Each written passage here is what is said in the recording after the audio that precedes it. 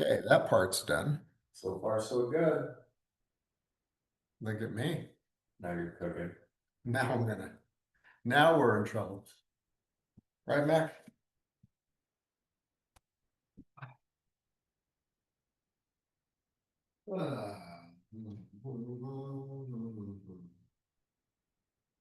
We just survived some worst security breach in history. You watch Terminal List when it was on, like 2 years ago on Prime? Terminal List? I think it's called the Terminal List. I think it's called the Terminal List with Chris Pratt. Huh. He was a I don't know if he was a SEAL or a Ranger. I think he's probably a Ranger, but like shit goes sideways. But it's like in the United States, I don't know. Like I think like some government it was actually really, really good. Terminal List. Just one season or? It was just one season, and it was 2 years ago, I think, and the new season comes out next month.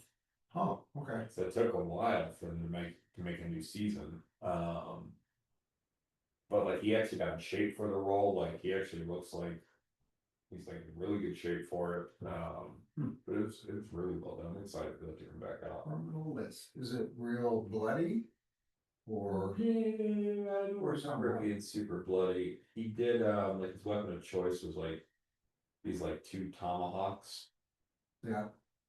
But like the newer ones, right? Not like an old school one, but like whatever brand it is. I actually Googled it one day.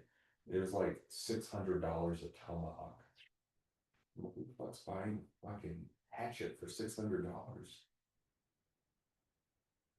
Launch. Okay, so I join, right?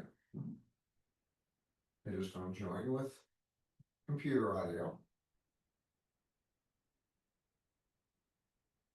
Do you want to continue without audio? Yep. Yeah. And turn on your face. There we go. So before, it's asked me to be the host. Well, this is what the issue was. I'll tell you what the issue is. I knew you would. The issue was it wasn't started. And so it has to be started by the host for you, who is a participant technically, No. to go into it. That's the issue. So So if I'm at home, then you have to either be logged in through the brokerage account, or it has to be started for you. that's the problem. That's it. But I had that problem last time here. It would not let me in. Well, I wonder if you were trying to start from there instead of there. I was trying to start it like Coffee Talk. Oh, well, that should have worked. That should have worked. Because as soon as the iPad turns it on, you should be good. Okay.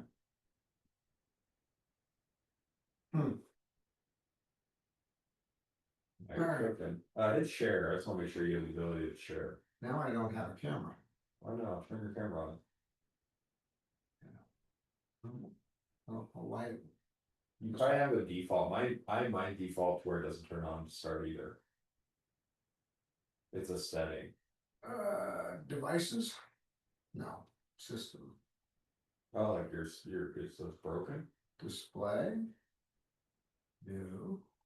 I don't know what you're doing. I feel like this is like every 2 months your camera dies. I don't get why.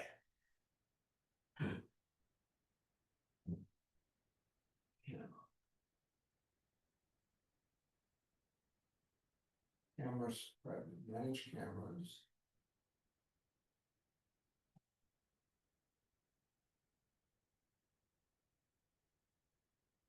Camera for privacy settings. I don't. Camera's on. Would it not turn on when you hit the button?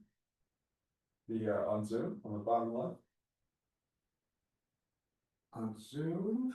Yeah, just hit the camera. Will it not do anything? Oh, it didn't, but it went back to.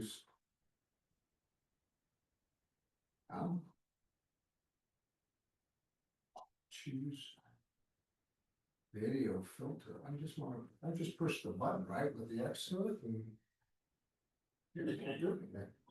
Yeah, let's use avatar. How do you want that's the setting.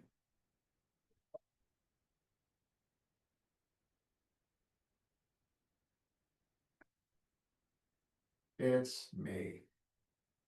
That is weird. I don't like your computer.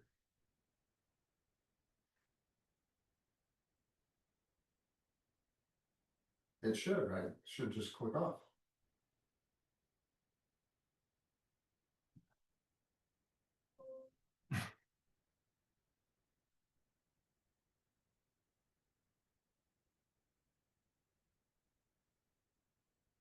And where do you go now? I wanted to see if I can crank it a little bit. I don't know why your setting is the way that your setting is. Me either.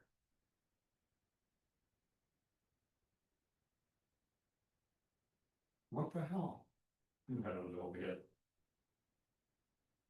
It's like the mouse isn't working. Your mouse is set up weird. I don't know, like my mouse, I click like right here. I don't know how it works.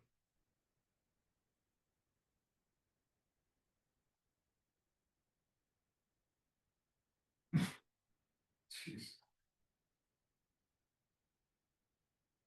Okay. No. The camera's on. Click that X, I How can't did do that it. get?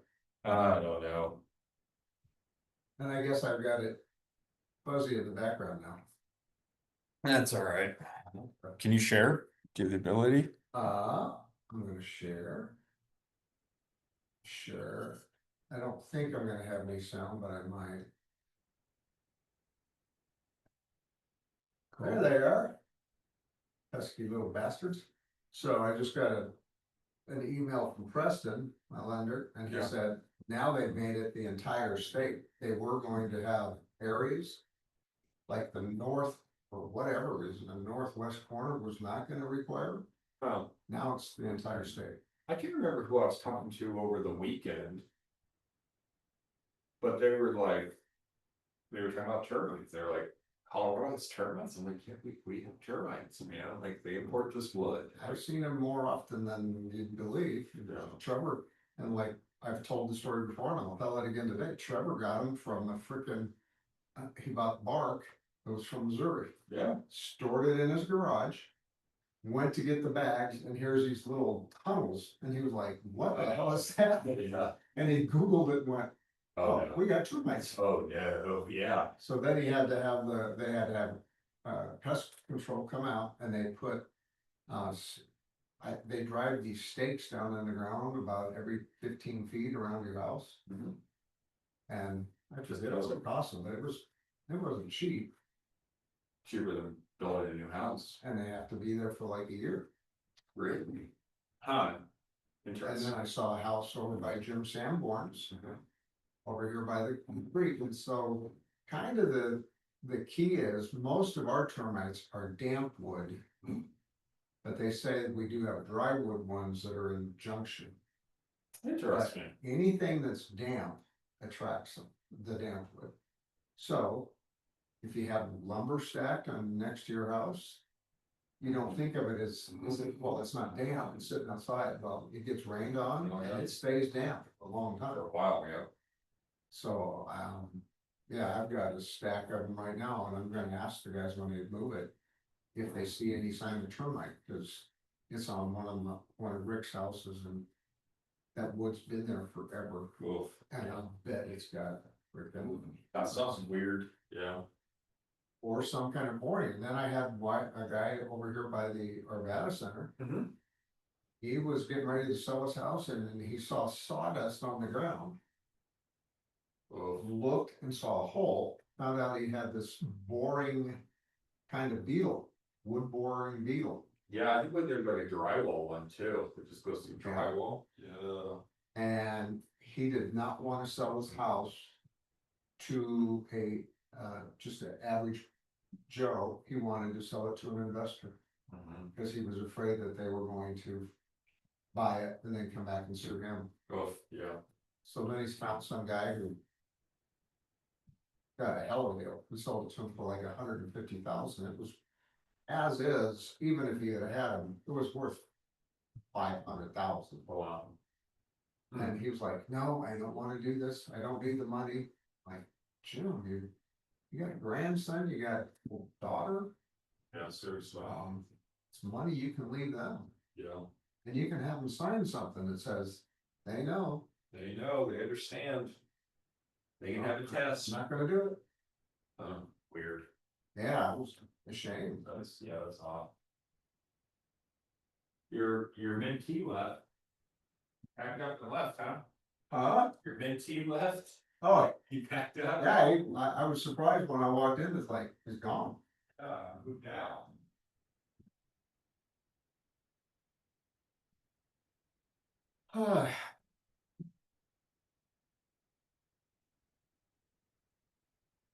Well, I had my hearing test, hey.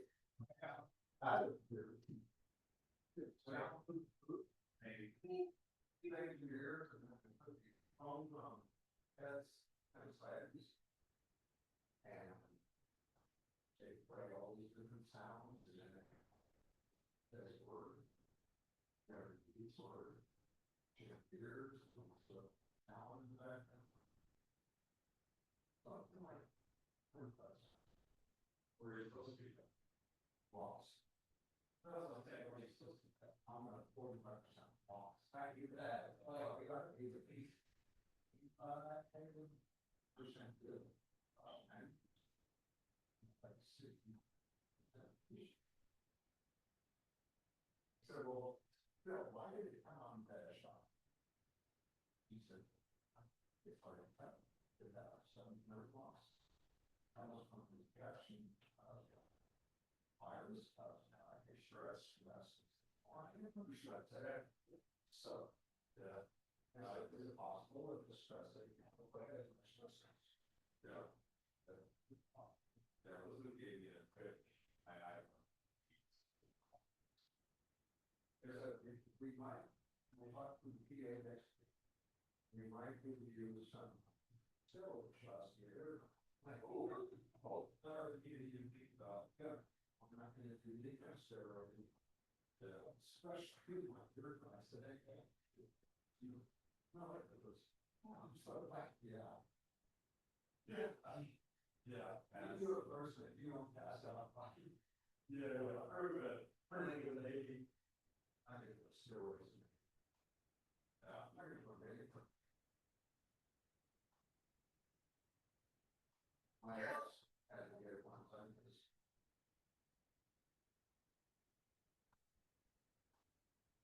you know, a lot of people do it at night. Like the Wolverine peptide. They're all early for these peptides. And these peptides is how they regrow things that interest in fat between peptides. And they're recovering at twice as fast, 3 times as fast. I'm going to get seriously injured and get peptides. And I think I'll kind of do that, like nasal spray, injection,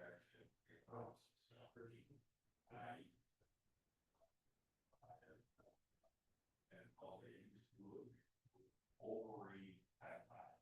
And the number, I can't remember the number, but he had something, right? You can get nasal or injection. That. Well, right here. And they get 2 shots in the air. Yeah, it's wherever you can do it, like it goes through it. I would get I mean, hurts a lot. Really. Hey, I know you are.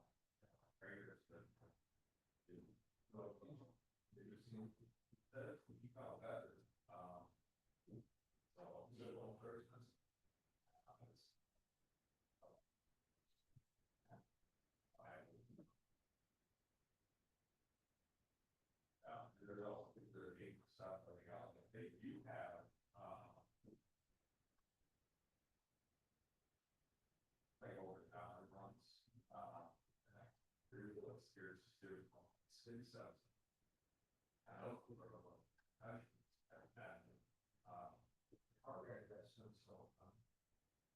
They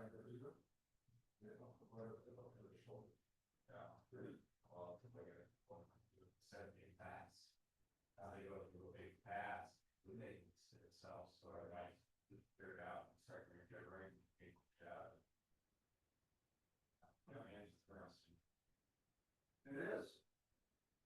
Then daily. Got one. Yeah, let's go live. And what's one? Yeah, it's still 2 minutes early. I know, but let it show up at 5 now.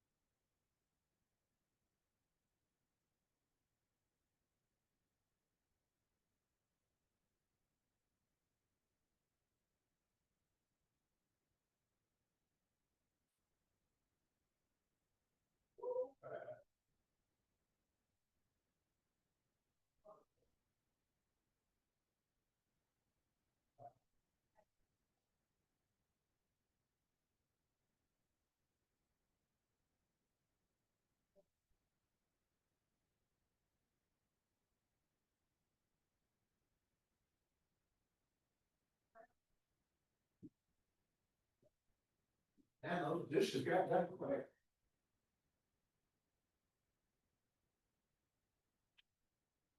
I walked in there, in the dawn, I heard it. Yeah, I heard it roll. Great.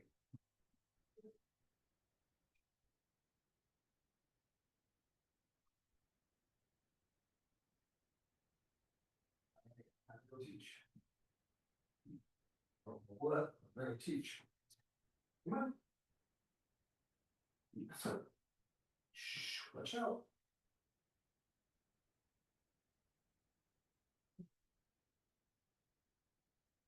Good morning, Lynn. Morning. How are you? I'm good. How are you? I'm doing fine. Okay. Anything going on that you have a question about? No, not really. Just moving along. I got a buyer, and so I'm working with my buyer and trying to find that dream home. Trying to find a dream? Well, it's a good time because there's a lot of homes on the market. It certainly is.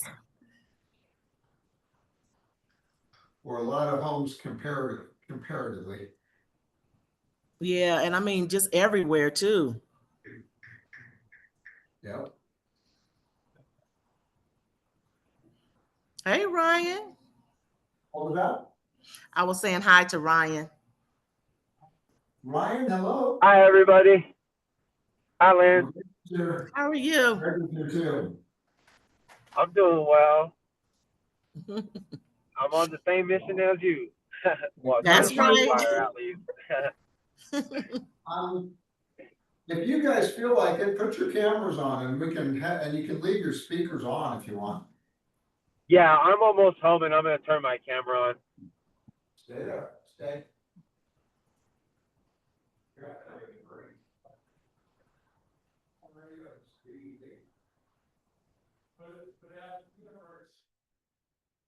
Look at that.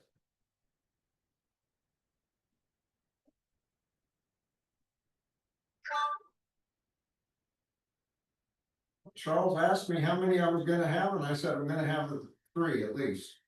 And look at there. We've got 3 of you on already.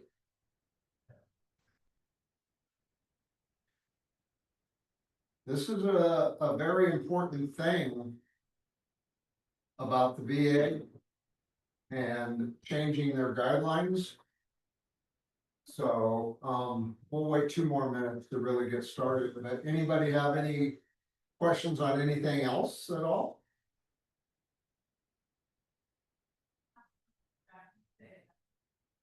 Your microphone's off, Lynn. You can just leave it on. Yeah, I don't think so.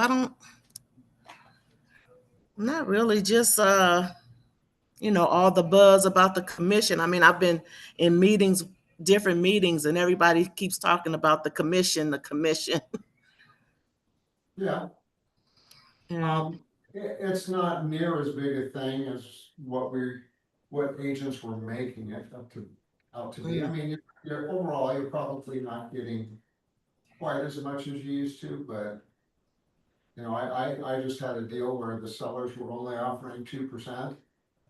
And my people they would have paid me, another 8/10.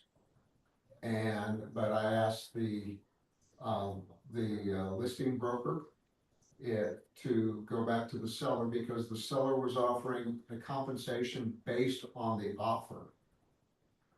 So I pretty much said to them, I wrote up a little email and explained that I've been in the business for 33 years, that I've worked with hundreds of different veterans, and that I'm worth every penny of my compensation. And they paid. Okay. So, Okay. So negotiation, huh?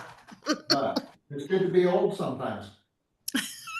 And just like it sounds like, just negotiate. No, and some people are just gonna say, I hate realtors. I don't like them any more than I have to. And you're gonna come across that, but Yeah. that's Yeah. the way it is. How about you, Ryan? What's up? Anything? Ryan, are you there? Yeah, sorry, I was just trying to get off of mute. I don't have any questions really. Yeah, nothing. Any business going on? Do you have anything cooking? Oh no, I don't. Still trying to get out there and talk to people and just make it happen. So Okay. And how about you, Coachy? No questions at the moment, but I am working on my first listing. Oh, that's nice. Yeah. So that's exciting. Yes. Well, before we get into termites and all those fun things, let's just talk about how important I think it is. And I was talking about this with Kevin and others a few weeks ago about doing open houses. I have pretty much gone back, and in my top almost 200 in my sphere that are really close to me, I have picked up almost 20% of those people were directly from either doing an open house and meeting people that referred me to other people, or that I was doing an open house and they bought, and then things went forward from there. So it's a very, very good way of meeting. Now, I know that when I first started many years ago, it was different than it is now. We didn't have social media. We didn't have all the stuff that we have available to us now, with being able to get online, look people up. Didn't have Facebook. We didn't have anything. But being able to talk to somebody face to face and have them ask you questions and look you in the eye is ultra important. It really is. Probably the number one open house I ever did for future business was one I did up in Broomfield years ago.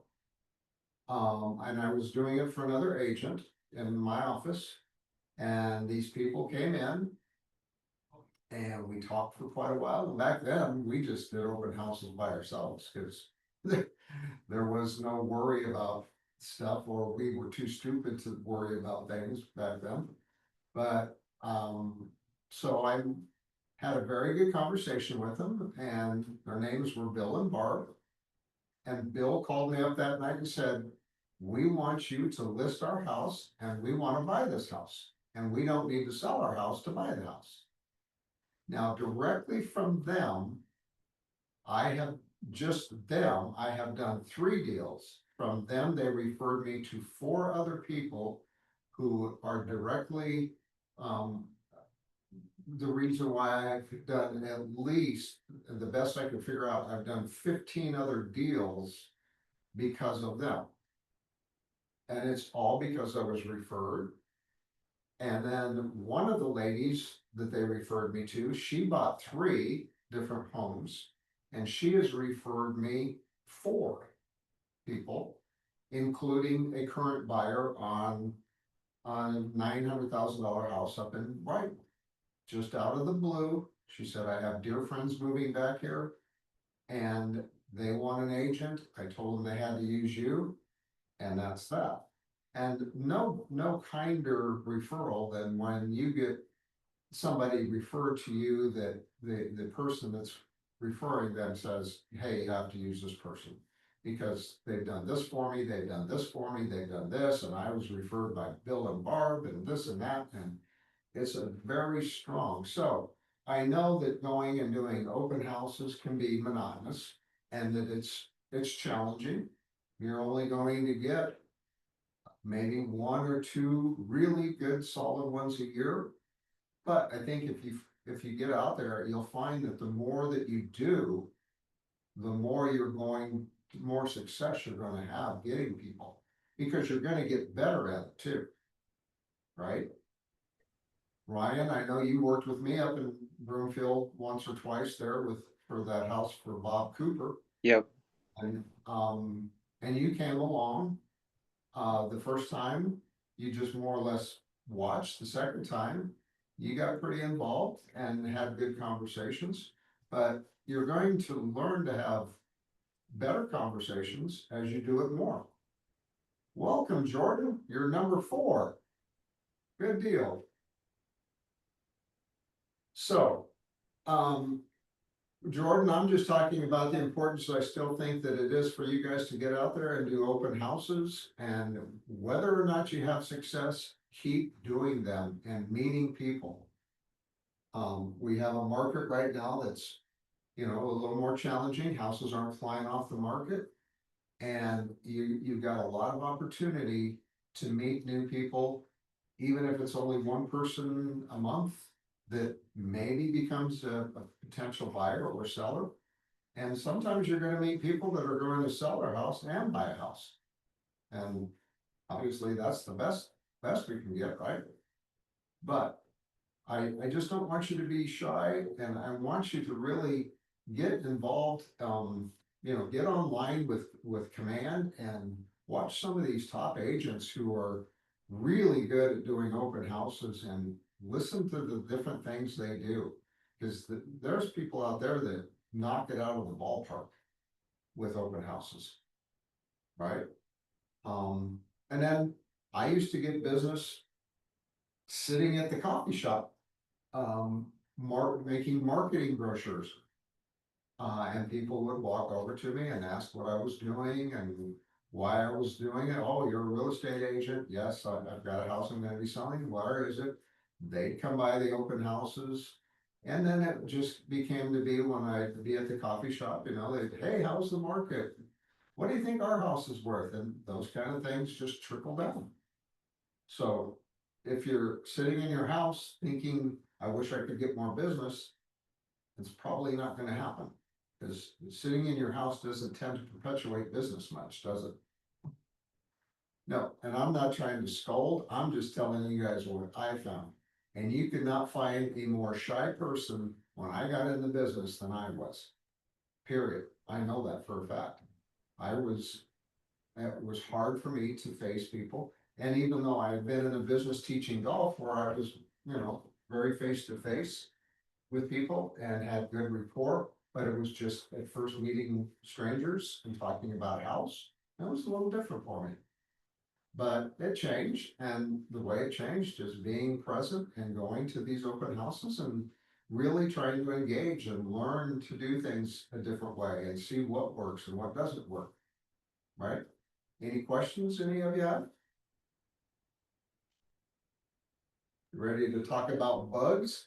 I just want to say thank you, Bob. I really appreciate that because I feel like lately, um, I kind of, I get, yeah, just to be honest, got a little discouraged because some of the open houses that I was running just weren't that full of people and traffic wise. But you're right. It's just kind of like my sports mentality. You just got to keep swinging the bat or shooting the ball or swinging the club until you make that contact. Yeah, it's easy to get discouraged, and I see this from my side. I see new agents come in, they're very engaged at first, and then you slowly see them kind of back away, back away. Don't do that. Stay engaged and keep coming in, keep listening to Charles' teachings, to Kevin when he's teaching, anything that's teaching, and do open houses and get out there and meet people. And meet them, like I said, go to coffee shops, do whatever. You don't have to spend a bunch of money or anything. Yeah, we have a fifth person. Hi, Christina. So Hi, Bob. welcome to the class. We're just kind of talking about the importance of open houses and how it can help build your clientele and business. And also build you as a agent and learning how to speak to people face to face. And just helped you to thrive in this business, because it's a very much person to person business. And you really need to work on being able to talk to people face to face and interact with them without feeling like you're trying to sell them a house. So, I any, appreciate it. Thank you so much. absolutely. So, guys, something has come down in the last couple of days with VA. Now, I know I don't think any of you yet sold a house to a veteran. But, as some of you might know, I do work with a company that refers me VA buyers. And this is all new, what has come down in the last basically 48 hours. They are going to now require every veteran to get a pest inspection on any house that they're buying. So, what does that mean? Well, it's more money out of their pocket, number one. Number two, I'm going to try to find out from the VA, can a listing agent have that inspection done prior to going on the market to help expedite, to also maybe help bring in buyers, because they say, wow, this VA house is listed with VA terms, and the agent already had the inspection done. So it's, that's one thing we're not gonna have to worry about, and we're not gonna have to spend money on. I don't know how much they are, but I'm going to find out, because you guys know that I tend to spend money ahead of time, because I spend money to get the roofing checked out. I get the sewer line checked, I get the windows cleaned, I get the house cleaned, and I get the furnace cleaned and certified or checked out. Okay, well, one other thing that might be beneficial is having the house ready for an inspection, and they don't have to spend money for a pest inspection. I know that there's a company that I looked up called Scott Inspections, and they offer in their menu, if you use them to do a home inspection, they offer a pest inspection for another $195. So I'm assuming that a pest inspection could be fairly pricey, maybe in the $250 range. But if a seller can purchase it, it's probably a very good conversation to have with your seller to say, hey, we want to be able to try to get VA buyers. And if so, we may want to go ahead and get a pest inspection completed so that it's done. And that way too, if you do have a problem, you can get it fixed or get everything going before you're even on the market. That's one reason why I like to do the sewer line scope and the roofing inspection. I have 2 houses under contract right now in Brighton. Both of them need new roofing. And the listing agent, You know, they didn't even think to bother, but one of them is 11-year-old roofing on a house, and I mean, it looked like it had been through a war. And it's on a $1 million listing. Had they just had an inspection from their roofer done prior to listing, they could have had the new roofing put on the house and been marketing it as this house has a brand new roof, has brand new roofing. Okay, questions on that? Because is a house worth more that's got new roofing than a house that you don't know? Absolutely. Well, it is in the respect that the buyers know, and the buyers can then go to the house and go, well, they've already got new roofing on this house. That's probably a $25,000 roof. It saves your insurance. It saves maybe some money out of the buyer's pocket for insurance, because if it's got a good new roof on there, then the chances are that the insurance company is going to maybe give them a little bit of a discount.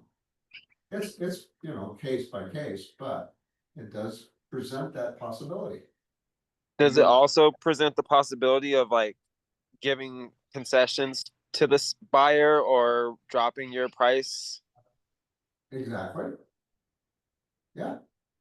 Anything you can do within reason, and it'll be interesting to find out from VA, can the seller have a custom inspection done prior to listing it or during the listing, so that they can present that and put in the listing.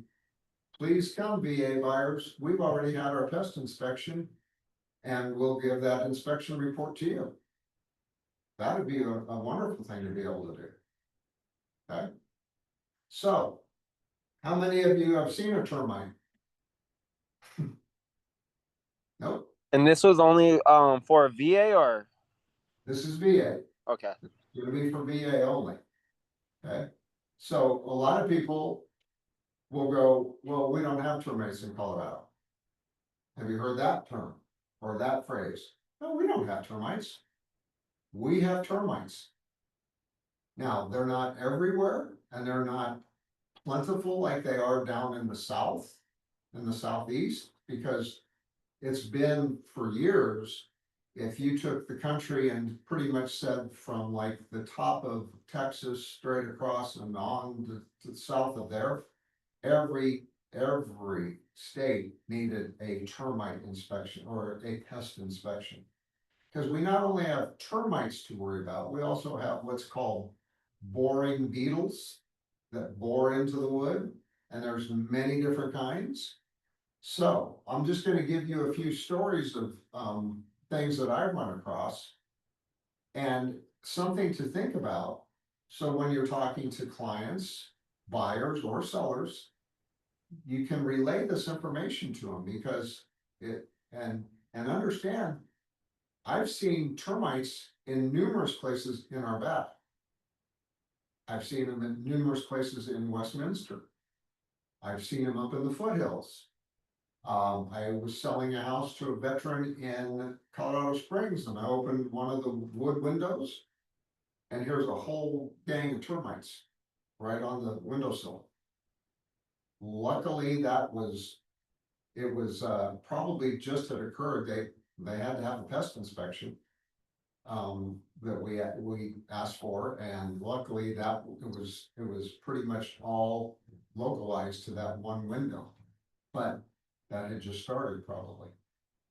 So the closest I've seen them to our office is there's an area called Allendale, which is basically 60th between Ward Road and between Kipling. And I've seen them over there. One of our agents in this office sold a house. Their buyer kept hearing noises after they closed. We're not sure if they needed to have, maybe the house was possessed and they needed to do something, but what it was, they had a whole wall that was infested with termites.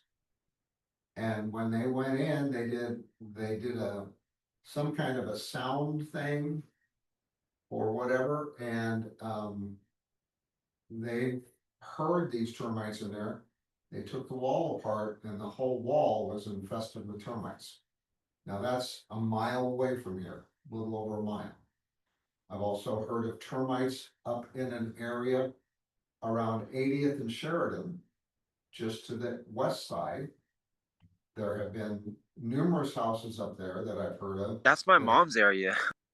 Okay, well, it's important to know these things. But we tend to have what are called, we don't have the dry type of termites. We don't tend to have the drywood termites here in the metro area. That tends to be kind of localized over in Grand Junction. We tend to have the damp wood termites.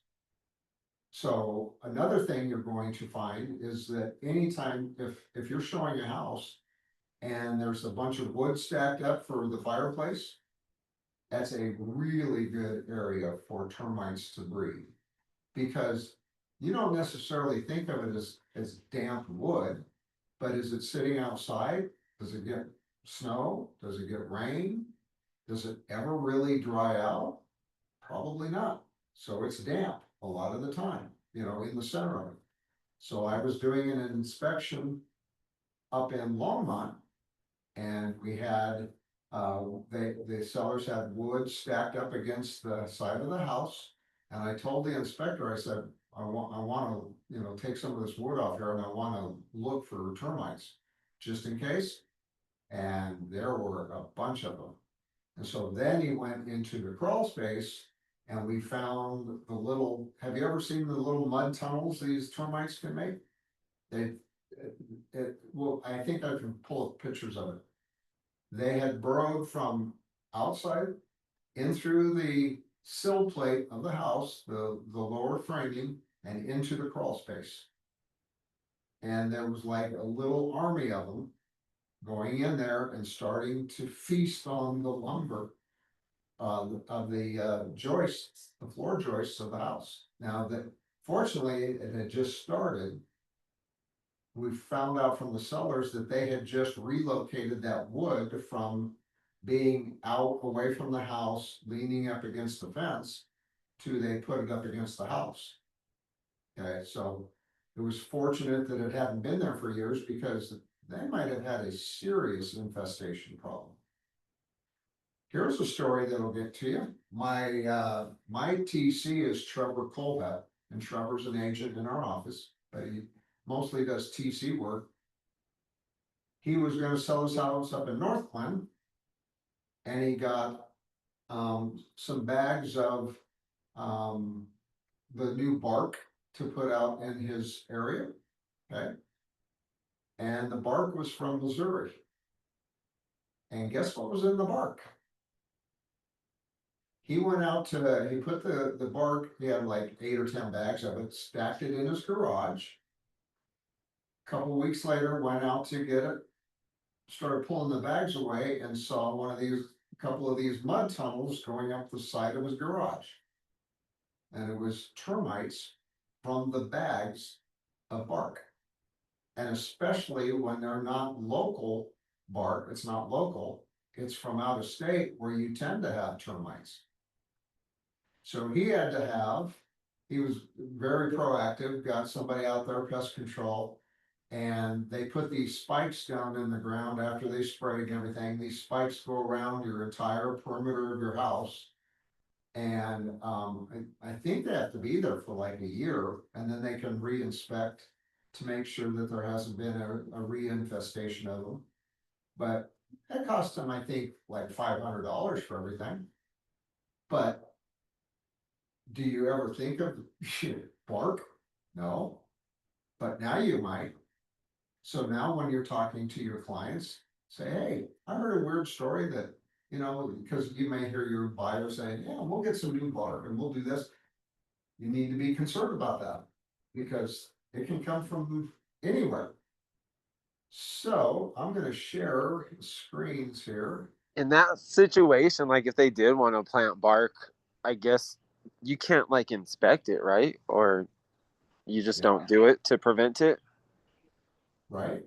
And they say local bark probably is better, but like I said, we tend to have the damp wood type in the area, so anywhere that it can be damp or subterranean. So termites in Colorado are primarily of the subterranean and damp wood varieties. In the former being more common, subterranean termites are typically off-white to dark brown or black. Damp wood termites are larger and may have a reddish tint to them. Okay, so here's some pictures of termites. Can you guys all see that? Yes. Okay. Yep, there's the termite I saw in the window down in Colorado Springs looked like these guys right here, the middle photo in the bottom. And it was just crawling along, they were just crawling along the windowsill. But they had started to actually bore into the wood like that. Okay. And a lot of times you'll see like sawdust, maybe on the floor in the basement, if you've got termites getting into the floor joists up above and it's an unfinished basement. And you look down on the ground and you see all this sawdust. You're like, where did this come from? Could be termites. Okay, might be a wood boring beetle. And those are nasty little critters. These are some beetles right here. There's tree boring, there's wood boring, they'll get into furniture, they'll get into the house. Now, we don't tend to have as much problem here, but we do have problems, so don't kid yourself. So I had a client who had a house right up by the Arvada Center. Okay, everybody knows where that is. And his wife had passed away and he decided he was gonna sell it and move into a townhome. And he called me up the day after we had talked about putting it on the market and stuff, and he said, I think I've got a problem with a wood boring beetle in my house. And I went over and looked, and sure enough, he had a lot of little holes in some of his studs in the unfinished part of his basement and other areas with sawdust like down on the ground where they had bored into it. Well, it scared him so much about selling it to a family or somebody that may have a problem down the road.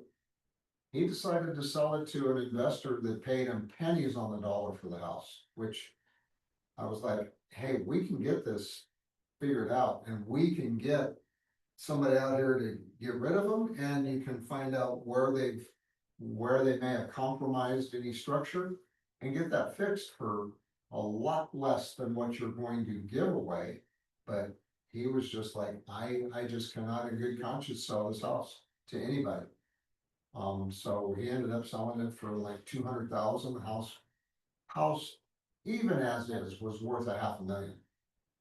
Easily, because it would have sold for 750, all fixed up.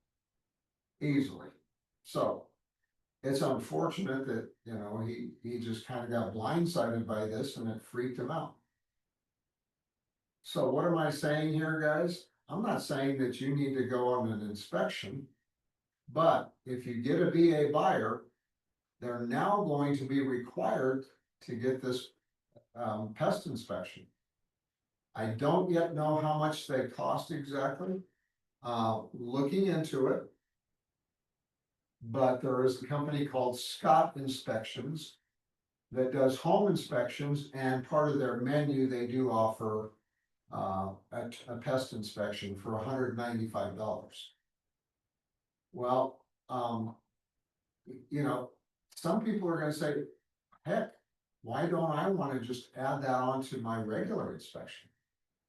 Right? For when people complain to me, it's amazing to me, they say, is it really like $450 to have my home inspected plus another $150 to have radon and maybe another $170 to have the sewer line checked?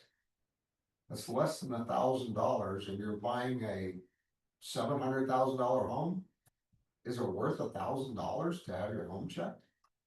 Absolutely. Oh my God, yes.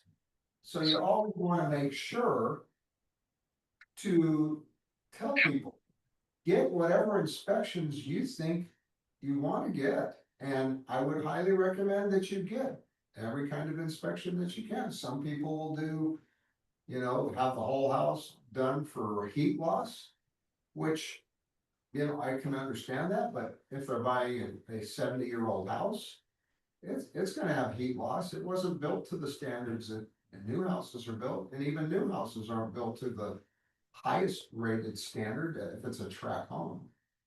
But just be smart about how you answer questions and how you talk to people about getting inspections done.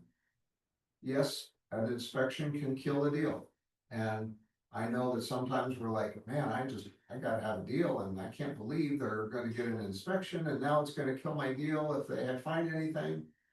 Well, they're going to certainly be more appreciative of that than they are if you just say, oh yeah, you don't need to. So see that picture I just blew up, you can see how the termites burrow into the wood.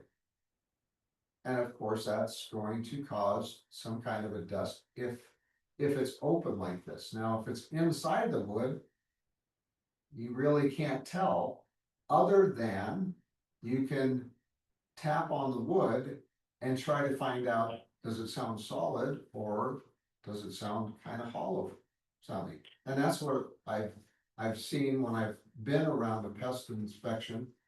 They have to go around the entire house tapping on the wood, listening.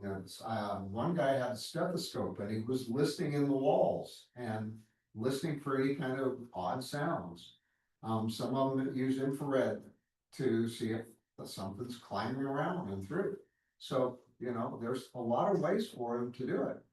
But don't tell people that, oh, don't worry about it. We don't have termites. We don't have to worry about them. We do have termites. And I've seen them from, like I said, Fort Collins down to Colorado Springs, up into the foothills. I've seen them out in Strasburg, out east. Elizabeth, I saw a house that had some termites. They are pretty much everywhere.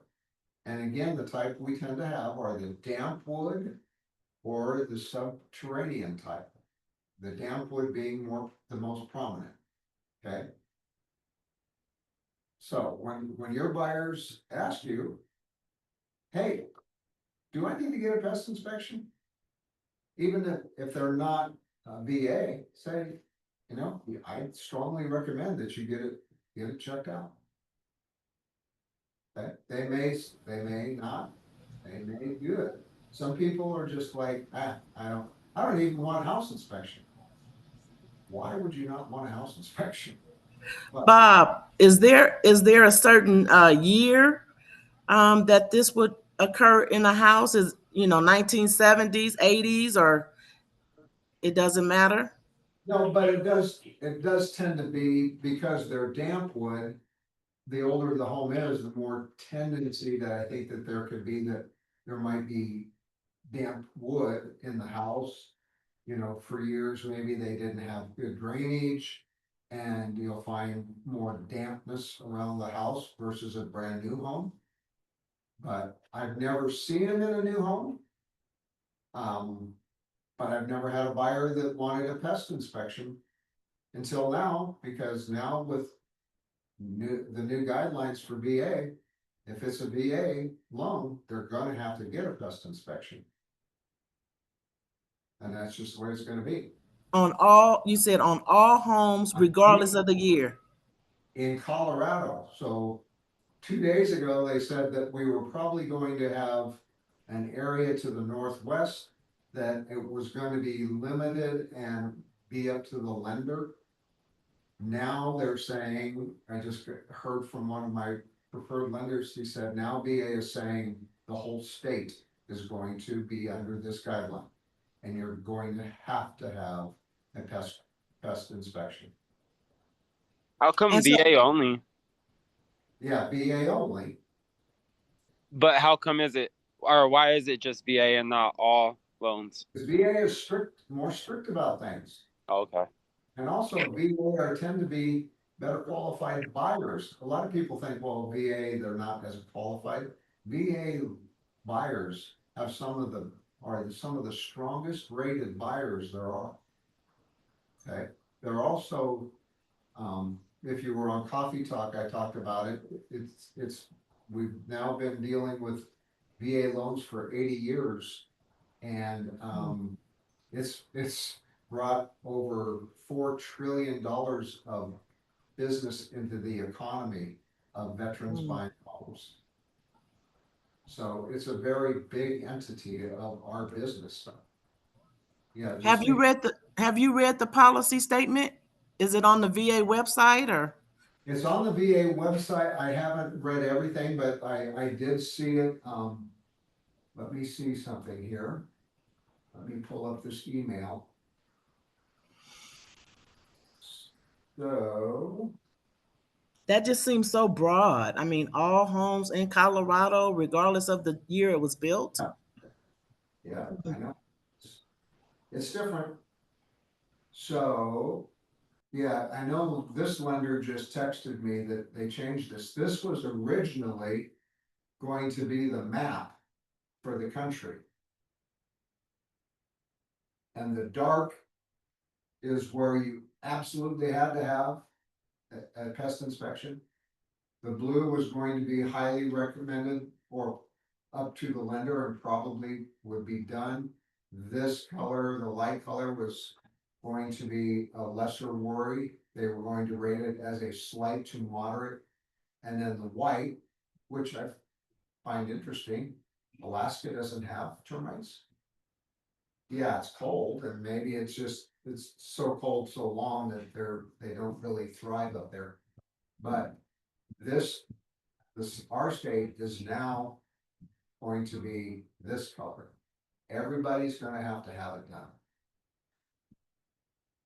That's at least what has been told, the most recent. It's kind of changed, and the company I work with out of Missouri, Veterans United, has decided not to, as of yet, incorporate this into their deals. Although, VA could say, hey, we're not gonna take over this loan until the buyer gets a pest inspection. So I'm going to kind of suggest to my buyer that we may want to just go ahead and get it done, so that it doesn't push back closing. Okay. But yes, it's on VA. Mitch in our office with CMG, their company is going strictly on that, yes, we're going to get them done starting now. So if there's anything in process, they're going to make them go ahead and get a pest inspection as well. If it's closed, then it's done. But if it's not closed yet, they are going to require that they have a pest inspection. Okay. So have you heard of any chatter about FHA following this policy? Chatter on that. Nope. No. But, it's a possibility because Mm-hmm. FHA and VA are kind of similar. But VA is more strict about things. They're more strict with their guidelines for like well water. When you get a well checked, VA has you check for more items than the average person. It's like, why don't they just make you get a full spectrum of testing done?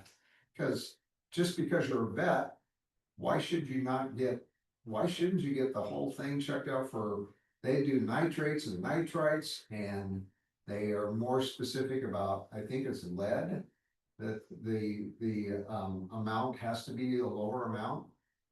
The first time I became really aware of the water was I was selling a house to a veteran up in Bailey.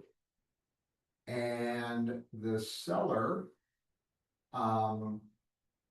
we had the water checked. I had a guy named Todd, the water guy, and that's the name of his company. Todd came up and checked out the well water, And, you know, we did it to the spectrum of what the guidelines are for VA. And the well water did not pass. It had high nitrates and nitrates, very high. So we asked for the seller to what they call bomb the well with chlorine to kill off the bacteria and to provide a reverse osmosis system at the kitchen sink for drinking water, which back then was about $600. And the seller said, we've lived here for 30 years and we're not gonna do that. And guess what? Both sellers were on oxygen. Guess what the side effects of high nitrates and nitrates are? It robs your body of oxygen. So I was like, there's a direct correlation probably there. Maybe I should be more aware of it. From 2 weeks later, I went and had down here in Arvada, I had a reverse osmosis system put in my kitchen sink. So now I always have fresh water that I don't have to worry about. And Todd explained it to me. You could put in radioactivity above the well, and if you've got a reverse osmosis system, it's gonna clean it. You're not gonna have anything to worry about. So it's a peace of mind. And the interesting thing about it is I didn't get it hooked up to my refrigerator. We just have ice trays. So I just make ice with water out of the reverse osmosis tap. It's at the kitchen tap.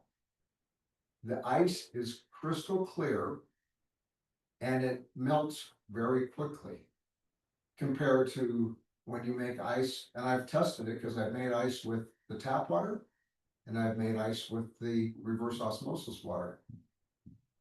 The tap water is much cloudier and melts much slower because it's got more things in it. What those things are, we don't know. And it tastes different because it has chlorine and junk in it that we don't need, but it's there to supposedly protect us.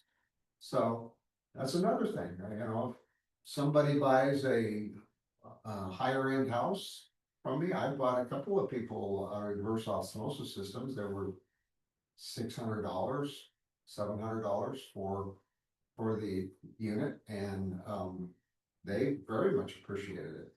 You don't have to worry about it when you shower. You don't have to worry about it when you brush your teeth and rinse your mouth. But if you're gonna drink the water, that's when you need it. And so you typically only need the kitchen sink. Now, some people will buy a whole house reverse osmosis system. And sometimes you'll see that when you're showing houses. You'll see a very elaborate system that's all set up that cleans all of the water for the whole entire house. Okay. But not necessarily that you need that for your skin or anything. It just whatever water you're going to consume. And you can be assured that when you test the water, even of city water, and especially like Denver, when Denver was replacing, you know, all the old lead pipe that they used for many years for water source and put in copper and all of that, people were drinking water that was really, really bad, really bad. And still, even in the better cities that have copper and everything, you still have the water tested. You're gonna find stuff that you probably don't really want in your water. So it's just another conversation that you can have with people when you're showing houses. Or when you're listing a house, your seller tells you, hey, we have a reverse osmosis system. Okay, great. I'll make sure that we advertise that because that's a nice feature. Some people, you know, more people are health conscious about that kind of stuff now than they used to be. But it's a lot of little things. You know, it would be a good thing to say, I've had a pest inspection when you know, because I've got my house on the market, I'm thinking, you know what, it might not be a bad idea to just go ahead and get that inspection and be able to say to prospective buyers, we've already had a pest inspection. There's nothing wrong, or hope to God, there's nothing wrong, right? If a home did do that, like if a seller did do that and the buyer had a VA loan, would they still have to have the inspection or? That I don't know yet, so those are questions that we still have to find out from VA. Cause I think maybe before you got on here, we're talking about, can the seller go ahead and get one done so that if they have a VA buyer come along, they can just give them the report, give that to the lender, or is the lender gonna require that the report has to be generated by the buyer? And there is a potential, I'd say, pretty strong potential that it's gonna have to be generated by the buyer. I would agree, just because with all the AI stuff and all that, I feel like Absolutely. you could probably do some fraudulent stuff. Yep, so, but for other buyers that, I mean, I've probably had a handful of buyers in 33 years that have had a pest inspection.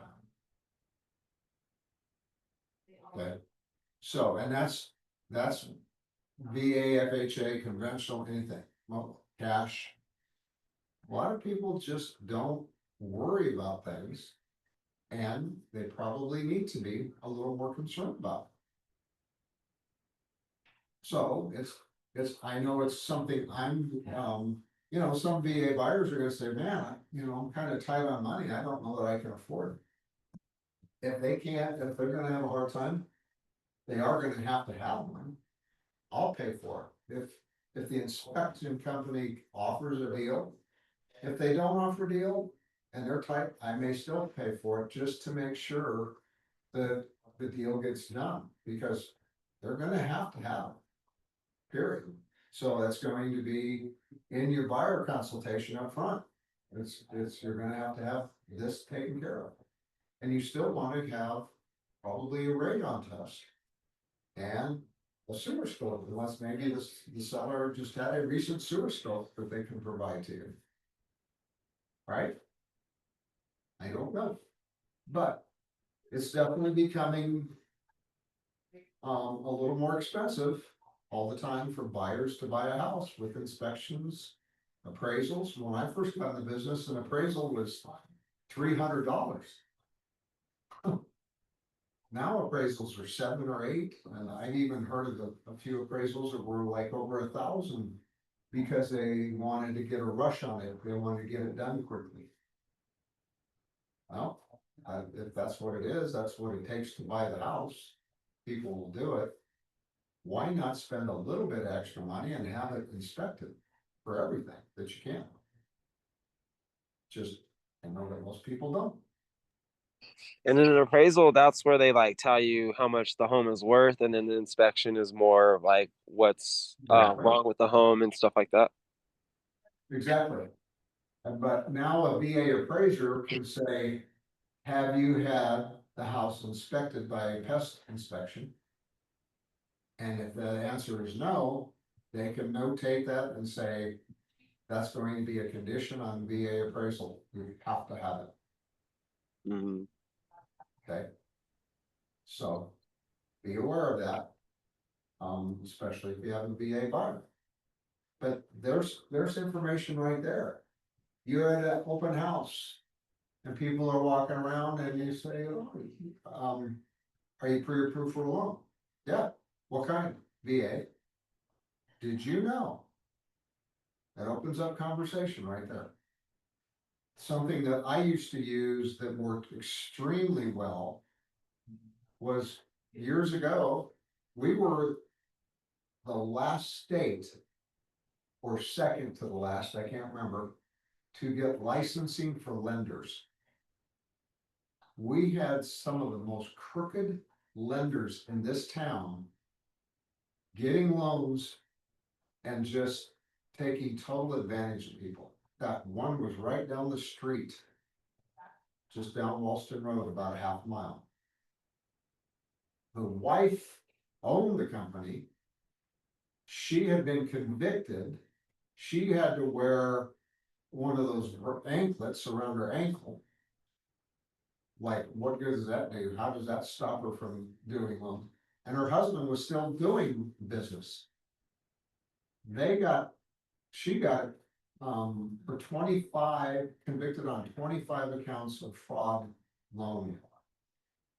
And her husband was still doing loans. But I used to talk to people when they came in the house, open house. Hey, did you get pre-approved yet? Yeah, or no, we haven't yet.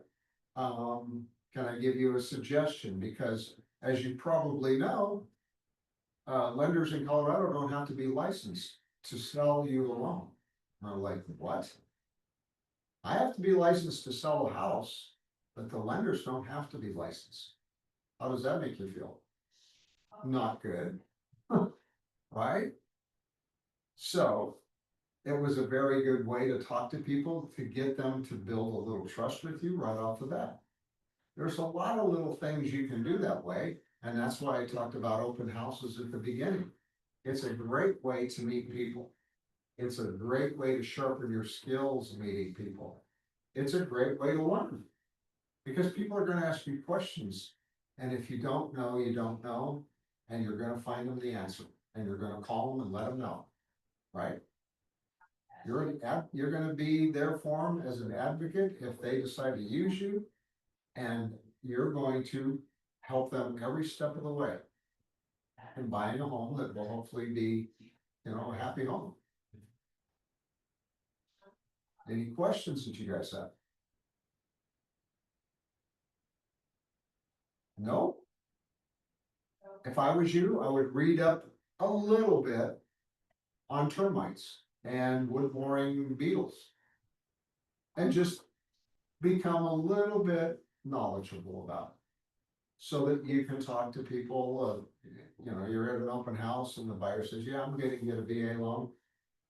Boom. Did you realize that you're going to have a pest inspection when you buy the home? I can guarantee you that right now, I'd be shocked if more than 10% of the agents in this metro area know anything about this. I'd be shocked. Because agents bury their head in the sand and they're just, I gotta sell a house. They don't learn about things. There's a lot of agents out there that tell their sellers, you don't wanna offer VA because they take like 45 to 60 days to close, and your house has to be in perfect condition and this and that. And it's a bunch of crap. Honestly, I've had VA deals close. The quickest one I've had close is 22 days. Now, when we had an overabundance of buyers and a shortage of appraisers, yeah, then sometimes it might take 2 months to get a VA appraisal done, but that was for a short period of time. VA appraisers are some of your most qualified buyers out there because of what they go through to get approved. So that's all I have for you guys today. Can I answer any questions at all? I have a phone. You can always call me or email if you have questions on things. Get out there and meet people. Go thrive in this business. It's all up to you. You can have as much business as you can get. Just go out there and meet people. Okay? And Thanks, Bob. You betcha. This is all helpful, like all your words today, like with the termite, and then even before that is all. I appreciate it all. Absolutely. My Thank pleasure. you so much for all the information. Absolutely, coaching. You guys take care. Have a successful week and have a safe 4th of July. Thank you. You as well. Thank you, you too. You as well, Bob. Have a good one. Take care. Bye. All right, take care. Bye-bye.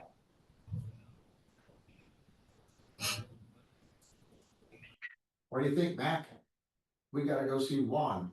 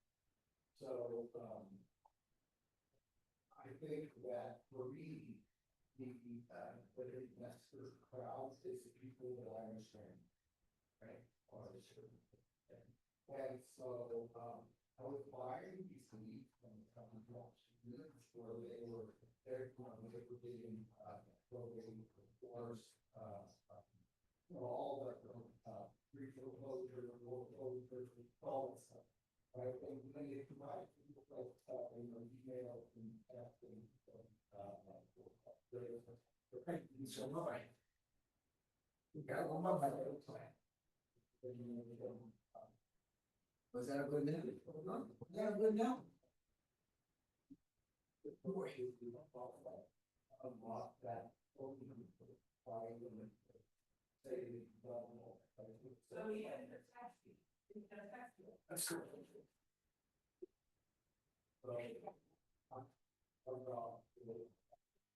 Good.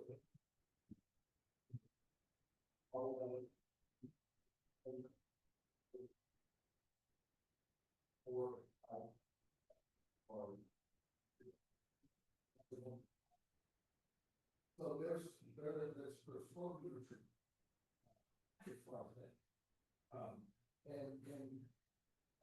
And I didn't understand that, but that is something else.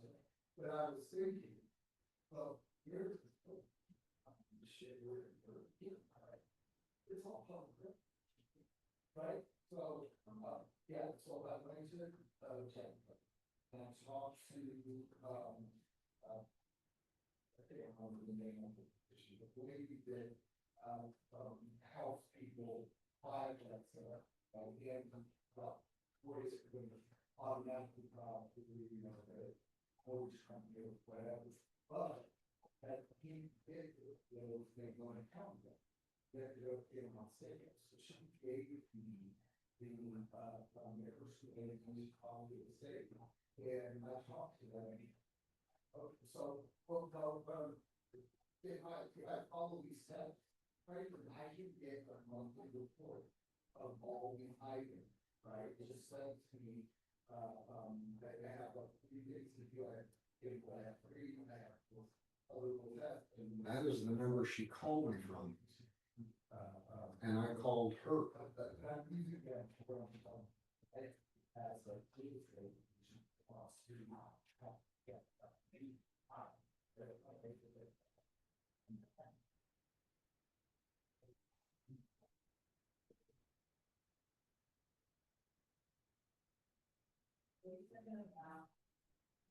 Look, let's. Yeah.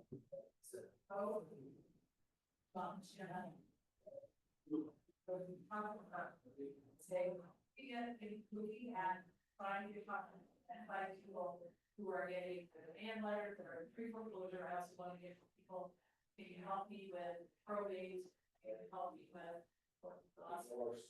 So let's chunk it down because there is it is a lot, right? And a lot of negativity and I'm just hard to come across the of those changes. So notice the demand, go to time. Yeah. And they can give this to you, we got to jump all the suits to the state. So really quick, just sidebar, in 2000 and, I lost my house because of the collapse, right? And it wasn't foreclosed, right? I was able to work with the bank, they get the short sale. And so, that's another reward that we, calls kind of better. But, when I went on to writing these letters to people, as I was writing, I realized, well, I mean, that it was right? Well, I know what it feels like to be doing stuff in May, right? Yeah, and you have to learn. There's a lot of options that you can do that will help you protect you for the right, Yes. In that, so there's no indication that someone has to know. So with someone like you who got so many irons fire, don't know that it's a better time. Sure. I just don't think you're going to be enough or not. What I think you're looking for is the ones that have that group right now. I help you. I'm possible. I'm going to not. But God is something from the they have the program. They show me what matters. There's I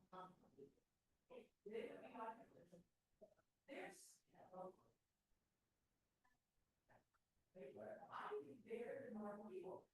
Right, there's people out of the program. So I wouldn't become a short seller, right? Which is take that off. Right? There's no sign that is the guideline to find it. No. Okay. Reach out to people that are starting to feel that people. Absolutely. If you have a chance, help you get that list. If you go and pass it around, all of this is right. They were probates and divorces.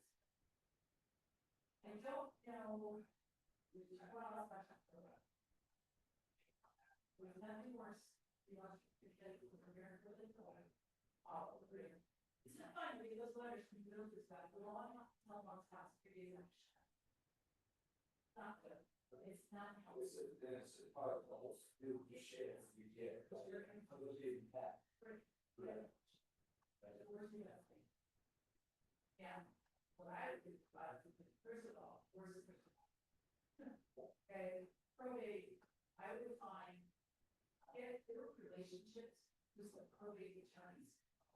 And maybe you know them, and maybe you have friends that know people that are in that industry, and they have a relationship with them. So that when they come to you and business, then they will refer that is the person allocation of like a ally person in. So I was definitely looking for attorneys who specialize in that industry to build relationships with, that they will refer people, dude, you gotta get a. I have to post the live post company that gave one.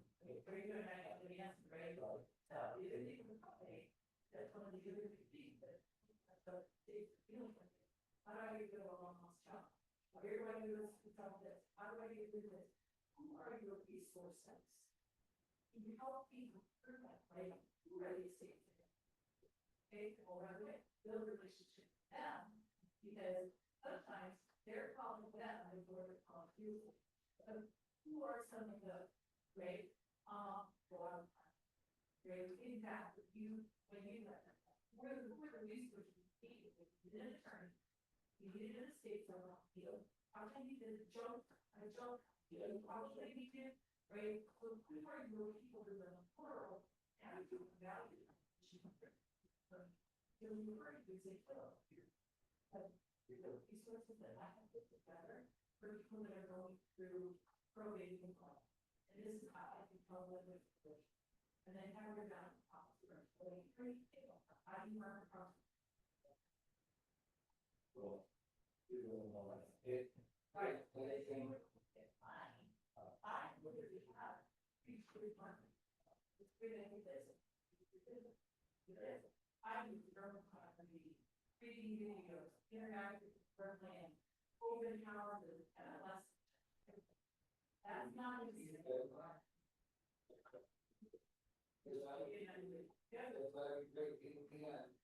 Going back to our first conversation about the investors, right? And we get one, a quicker way, they get, do the thing, let's see me get it right from previous investors.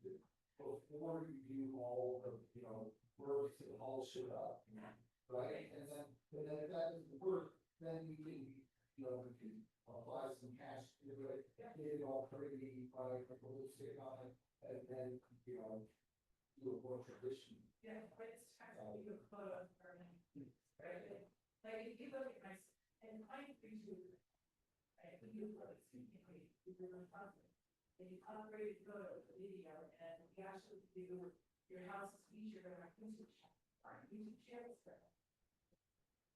We do like a podcast, we do a marketing plan, we learn how we social advertising.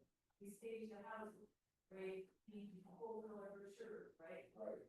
Cheap package, put it together, right? Like, great. So again, who are you? What is your market? I would be on July 18th. I'm hosting the this up. I'm virtually coaching. And that's the kind of lesson. Right? But yeah, it's all let's see.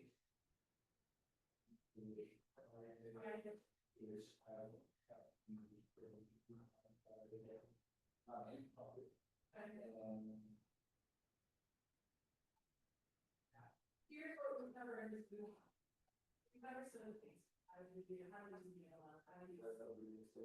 yeah, no, not public coverage. Are you looking for a private center? No, it's all weird. That's all. Oh, that was private. Yeah, it's a name. Oh, yeah, she did, I just thought, so that's a question people, we're gonna cover, right, and one of these covers, I'll get you one. One thing you cover, show levels. One thing you do, show a buyer. We're gonna cover all the real estate. And down, one thing. Okay.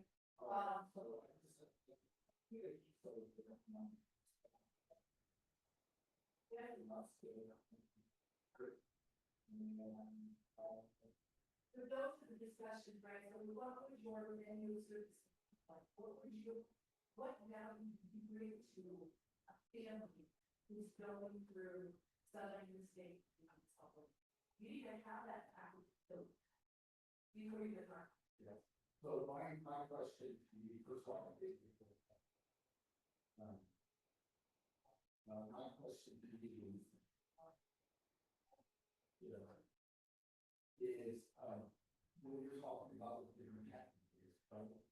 Is that an increase in repeat closing, or is that like on top of it? That's my decision. Right. So you'll see your.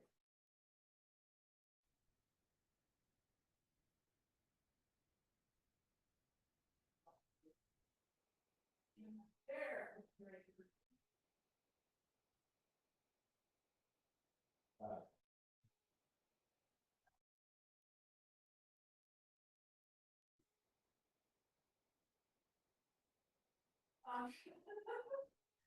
Anyway, yeah, so those are my fees, and then whatever you say. Right. So, So you increase that, that's on top of the money you have.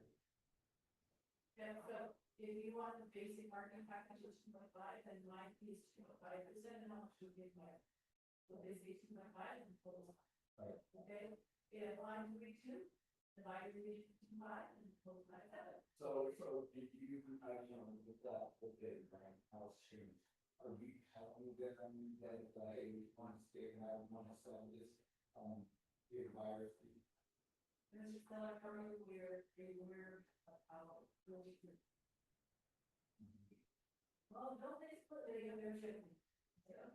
So, that's how you heard about the big, settlement with receipt, that's from 200. So, go back to history, let's just talk about the way things used to be. Used to be, a listing agent and a seller could come up with a full compensation rate. And that was stipulated by equally or close equally, that they would decide on. Future amount, targeted and general.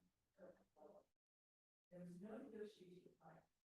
Okay, well, as a result of the lawsuit, they believe is that the buyers should have an influence on what their bids will pay, not the seller. Right? They are really attractive buyers, they should be able to get that. That should be that. Your buyers are really great, and help you more. So should they have a right to turn? So here's how it works. We've established that line B is where we want to use the group. So that's what we pay for the how does this happen? So we determine you like the group amounts not going to help you. Because it's settlement.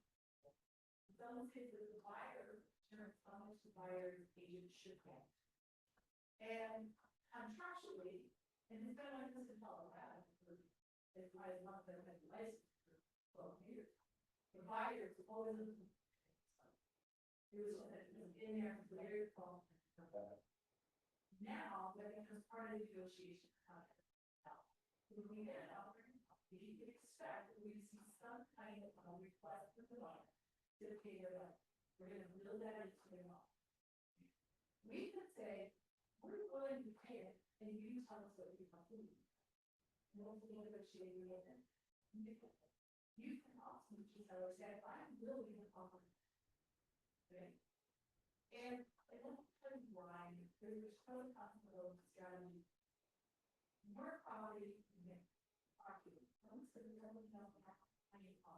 I'm going to say, let's say secure. Why we because homeland people are very straight. Here's the thing, we just not honor any problem. However, why are you home? You're a first time home buyer, moving up in time, family started. You're really big as a family. Those buyers often buyers they're on summer continue. You know what? If you leave now, see income, sellers say. So on a house here, it's not uncommon for me to get a phone call and say, hey, they're not interested, but they're really tight with the seller on patient. And I say, ability to offer, very likely buyer to set so, for market perspective, you have to know as a result of the so, you're still seeing over 90% nationwide and where sellers. Sellers, you don't do it wrong. My recommendation was offered as a seller. And then I come to this work. Well, I can't put it in the MLS. Absolutely. Emails to broker prospective. Let them know